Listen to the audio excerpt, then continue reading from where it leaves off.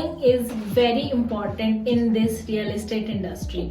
Without calling, अगर आप calling नहीं करते हो तो आपकी डील्स नहीं होती है, आपकी क्लाइंट विजिट्स नहीं होती है, कुछ भी नहीं हो सकता। आप कुछ नहीं कर सकते विदाउट कॉलिंग। तो कॉलिंग करनी बहुत जरूरी है, पर कॉलिंग में भी बहुत चीजों का आपको ध्यान रखना पड़ता है। अगर आपकी कॉलिंग अच्छी है तो आपकी नंबर ऑफ डील्स के चांसेस जो है वो बढ़ जाते हैं। ये वीडियो आपके लिए बहुत ज्यादा इंपॉर्टेंट होने वाली है, तो वीडियो को एंड तक जरूर देखिएगा। इसमें मैं आपको 6 टिप्स ऐसे बताऊंगी जिससे आपकी कॉलिंग जो है वो इम्प्रूव होगी। Point number 1, patience and listening skills. आपके अंदर जो सबसे पहली चीज होनी चाहिए वो लिसनिंग स्किल्स होनी चाहिए। अगर आपके अंदर लिसनिंग स्किल्स है, और वो कैसे आएगी, जब आपके अंदर पेशेंस होगा। तो दोनों ही चीजें बहुत इंपॉर्टेंट है। जब आप ढंग से दूसरों की बातों को सुनोगे तो इससे आपकी जो लिसनिंग स्किल्स है वो और भी ज्यादा इम्प्रूव होंगी। आप और ज्यादा अटेंटिव होगे, फोकस होगे, तब जाके आप सामने वाले की बात को सुन और समझ पाओगे। कॉलिंग में वो बहुत अच्छा नहीं है जिसको बहुत अच्छा बोलना आता हो। कॉलिंग में सबसे अच्छा वो है जिसको दूसरों की बात को सुनना और समझना आता हो। उसके बाद आपको दूसरी स्किल की जरूरत पड़ती है, जो कि है आपकी सबसे इम्पोर्टेंट स्किल है पेशेंस एंड लिसनिंग स्किल। ये एक ऐसी स्किल है जो कि आपको रियल एस्टेट में बहुत आगे तक लेकर जा सकती है। Point number 2, project knowledge and communication skill. आप जिस भी प्रोडक्ट के बारे में, जिस भी प्रोजेक्ट के ऊपर काम कर रहे हो और उसकी कॉलिंग कर रहे हो, तो आपको उसकी पूरी इंफॉर्मेशन होनी बहुत जरूरी है। अगर आपको पूरी प्रोजेक्ट की नॉलेज नहीं होगी तो आप सामने वाले को ठीक से गाइड नहीं कर पाओगे और सही तरीके से डिटेल नहीं दे पाओगे। तो नॉलेज एक बहुत इम्पोर्टेंट फैक्टर है रियल एस्टेट में। और उसके बाद जो आपका दूसरी स्किल आती है वह है कम्युनिकेशन स्किल। उसके बाद जब आप लिसनिंग में अच्छे बन गए और आप बोलने में भी अच्छे हैं, कम्युनिकेशन में भी अच्छे हैं। बोलने का मतलब ये नहीं कि आप जल्दी बोलो। बोलने का मतलब है कि आप इस तरह से बोलो कि अगले बंदे को, जो आपके सामने बैठे है, उसको आपकी लैंग्वेज, आपका वे ऑफ टॉकिंग समझ में आ रहा हो। आप क्या कम्युनिकेट, क्या आप उसको अपनी बात पहुंचाना चाहते हो, उसकी समझ में आ रही हो। इसी सही तरीके को कम्युनिकेशन स्किल कहा जाता है। बहुत तेज भी नहीं बोलना, बहुत स्लो भी नहीं बोलना, एक जैसा भी नहीं बोलना है।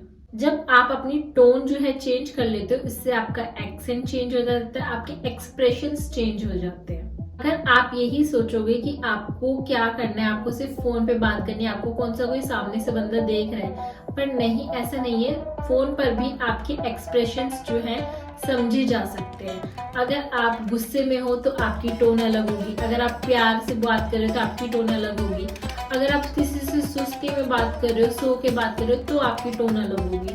तो ये जो टोन्स है ये आपके एक्सप्रेशंस दिखाते हैं कि आप किस वे में बात कर रहे हो, किस एनर्जी के साथ आप बात कर रहे हो। ये एक बहुत इंपॉर्टेंट है कम्युनिकेशन स्किल। आप किस तरीके से कम्युनिकेट कर रहे हो आप लोगों के साथ। तो ये एक बहुत इंपॉर्टेंट चीज है जो मैं आपको बता रही हूँ। Point number 3, convincing skills. Yes, आपका फोन काम ही तो है कि फोन पर बात करना, और फोन पर बात करके क्लाइंट को कन्विंस करना कि साइट विजिट पर वो आए। 90% ऑफ द टाइम आप फोन पर सेल नहीं करते, आप उनको समझाते हैं, कॉल पर कन्विंस करने की कोशिश करते हैं वो आए और आपके प्रोजेक्ट को देखें, और उसके बाद किसी डिसीजन पे वो क्लाइंट जो है आपका आए। सो कॉलिंग में जब आपने लिसनिंग स्किल्स आ गई, तो जो पहले लेवल की कॉलिंग होती है उसमें कन्विंसिंग स्किल्स बहुत ज्यादा जरूरी होती है। और फिर जब वो क्लाइंट एक बार आया, आपसे कन्विंस होके आपका प्रोजेक्ट देख के गया और फिर वो चला गया, और आपको उसको दोबारा बुलाना है अग्रीमेंट के लिए, चाहे सेल के लिए, चाहे दूसरे प्रोजेक्ट की विजिट के लिए। सो यहाँ पे भी आपको बहुत ज्यादा कन्विंसिंग स्किल की जरूरत पड़ती है। Point number 4, negotiation skill. Phone पर भी हमें कभी कभी नेगोशिएट करना पड़ जाता है।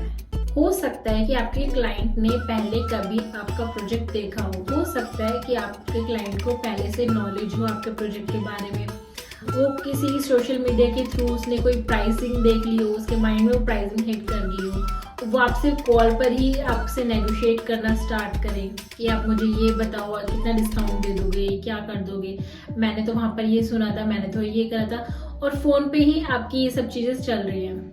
तो आपको फोन पर ही उसको कन्विंस करना है कि नहीं, आप आइए और हमारे साथ टेबल पे बैठिए, फ्रंट टू फ्रंट बैठिए, आप मेरा प्रोजेक्ट देख गए हो सकता है आपने जिसके थ्रू प्रोजेक्ट देखा हो क्या पता उसने आपको वो डिटेल्स ना बताई हो जो मैं आपको बता दूं, हो सकता है जो आपने वो सोशल मीडिया पे ऐड देखी हो वो उसमें सही इन्फॉर्मेशन ना हो, क्या पता मैं आपको और डीपली अच्छी इन्फॉर्मेशन दे दूं, क्या पता मैं आपके लिए एक अच्छा डिस्काउंट दे दूं।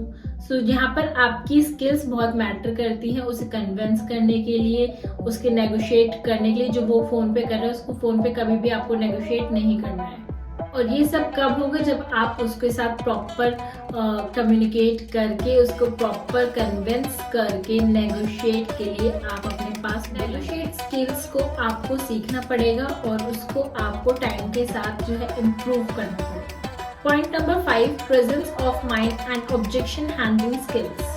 प्रेजेंस ऑफ माइंड होना बहुत जरूरी है। अगर क्लाइंट आपसे कुछ भी क्वेश्चन पूछ लेता है, क्या पता आउट ऑफ बॉक्स जाके क्वेश्चन पूछ लेता है और उस टाइम आप जो है हड़बड़ा जाए, उसको क्वेश्चन का कुछ और आंसर देने लगे या फिर आपका कॉन्फिडेंस लेवल लो हो जाए, आपको समझ ना आए इस टाइम क्या इस क्वेश्चन का क्या आंसर दूं, सो क्या है इससे क्लाइंट जो है वो समझ जाता है कि you are not the right person जिसके साथ मैं ये राइट डिसीजन ले सकता हूँ प्रॉपर्टी लेने का। तो प्रेजेंस ऑफ माइंड होना बहुत जरूरी है।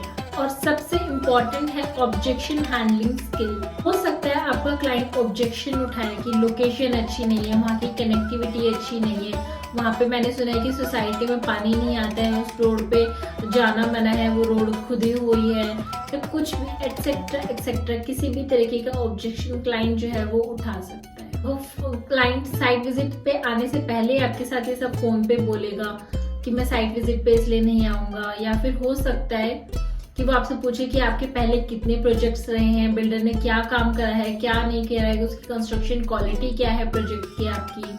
आपको ऑब्जेक्शन हैंडलिंग स्किल्स में मास्टर बनना पड़ेगा और उसके लिए इम्पोर्टेंट है प्रेजेंस ऑफ माइंड होना बहुत जरूरी है। प्रेजेंस ऑफ माइंड आपका कब बढ़ता है, जब आपको अपने ही सेम प्रोफाइल के डोमेन में नॉलेज को गेन करते हैं, तब आपका प्रेजेंस ऑफ माइंड जो है वो बढ़ता है। जब आप किसी एक्सपर्ट के साथ बैठते हो, किसी मीटिंग में अपने सीनियर्स के साथ बैठते हो, तो आपको वहां से सीखने को मिलता है कि क्वेश्चंस को कैसे हैंडल करना है, क्लाइंट क्या पूछ सकता है, आपको उसको किस तरीके से टैकल करना है, ये सब आपको सीखने को मिलता है। और फिर आप धीरे धीरे ऑब्जेक्शन हैंडलिंग के भी एक्सपर्ट जो है वो बन जाते हो। अगर आप ये 5 स्किल्स को अपने कॉलिंग में इंक्लूड कर लेते हो तो आप रियल एस्टेट में कॉलिंग के बहुत अच्छे एक्सपर्ट बन जाओगे और आपकी डील्स भी आने लगेंगी। So real estate knowledge series के लिए और भी ऐसी और वीडियोस के लिए मेरे चैनल को सब्सक्राइब करिए ताकि मैं आपको और भी इंफॉर्मेटिव वीडियोस दे पाऊँ। और थैंक यू, मिलती हूँ आपको नेक्स्ट वीडियो में। Bye bye.